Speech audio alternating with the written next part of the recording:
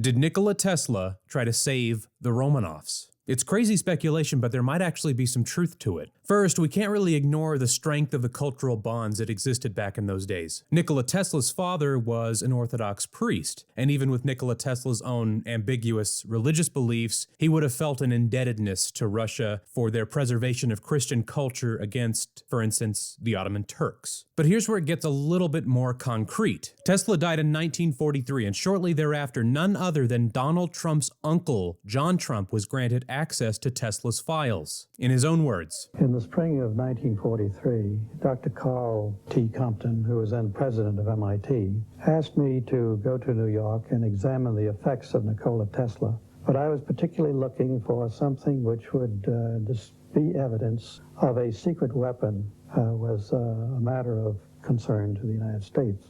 In the course of this, I did come across a number of letters directed at the upper echelon of the British Empire and also to the Tsar of Russia, explaining that he was the inventor of a secret weapon which had rather remarkable properties and that he would be interested in entering into a negotiation which would lead to a disclosure of what they were.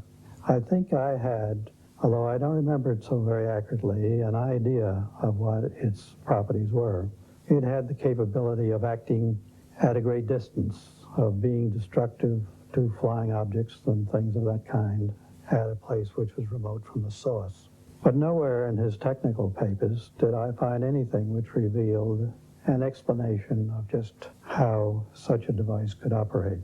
Yes, when I had substantially concluded my study on the following day, I think that was a Saturday morning, I was reminded by one of the two agents that there was a box being held as a security for an unpaid obligation, that this box was an item of considerable value and may indeed itself be the secret weapon.